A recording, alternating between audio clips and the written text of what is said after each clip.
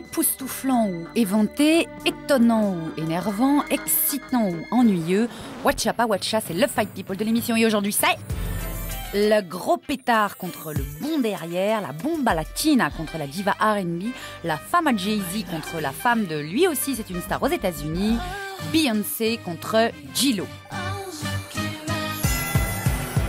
Et pour les défendre, deux journalistes qui ne travaillent pas à Picsou Magazine ni à la Tribune de l'économie, mais bien deux journalistes people, Luc Langevert en champion de J-Lo. Elle a fait une bonne partie de sa carrière avec son derrière.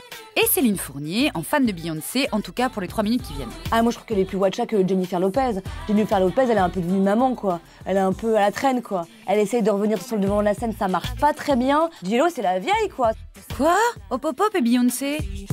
Non mais elle a une silhouette hallucinante. Elle est super belle et elle est pas maigrichonne. Ouais mais elle a un gros derrière, non ? On peut avoir être chaloupée comme ça et être belle, avoir une descente de rein incroyable et quand même être belle et te montrer... Enfin voilà, elle est magnifique quoi.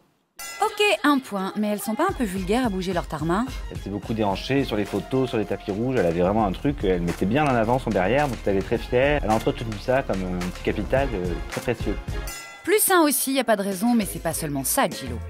Elle a monté des marques de parfums, elle avait un restaurant, enfin elle a vraiment fait du business, elle a vraiment fait beaucoup d'argent. Je parlais artistiquement. Puis même, on n'a pas l'impression qu'elle adore ça plus que ça, parce que ça fait quand même très longtemps qu'elle chante plus, là, qu'elle fait plus rien. Et on n'a pas l'impression que ça lui manque vraiment, alors... T'es pas en train d'aider là, tu sais ? Il faut un peu couple plan-plan, il pose dans des magazines, genre mon mari formidable, il change les couches. Ça casse un peu ce côté, genre la bomba, quoi. -1, mais c'est un complot. Son histoire avec Puff Daddy, et puis en fait le côté sulfureux de l'histoire, ça a fait d'elle un peu cette star voilà, qui vient du Bronx. Et elle avait une histoire, quoi, donc tout de suite ça a plu. Elle a donc été Watcha un jour, +1. Et puis elle va peut-être faire un méga comeback. Elle va soit trouver du sens et décider de devenir, je sais pas quoi, la porte-parole des latinos. Ah bon, tu crois ? Toujours ce truc-là, une fois qu'ils ont l'argent, la gloire, la piscine, les enfants, le mari, il leur faut du sens, il faut un peu montrer qu'ils veulent rendre un peu ce qu'on leur a donné. Et leur carrière ciné, on peut en parler, elles ont fait du ciné toutes les deux. Je pense pas qu'elle soit actrice. Enfin, c'est pas là qu'elle est la meilleure, quoi, vraiment. Bon, bah ça c'est fait. Et vous avez pas un truc un peu Watcha à nous mettre sous la dent ? Ah, elle se fait toutes les cérémonies pour montrer ses jolies robes, voilà, pour faire des grands sourires.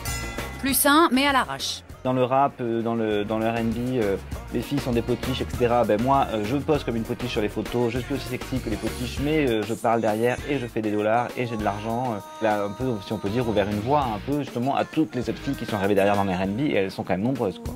+1 pour la potiche qui parle. C'est un couple super discret. Hein. On les voit pas tellement se visiter sur les tapis rouges, justement, ils sont plutôt discrets. Et ne pas se bisouter en public, c'est Watcha. Voilà, moi je trouve ça pas mal. Je dis bravo. C'est toi le spécialiste. +1, on termine avec l'argument qui tue.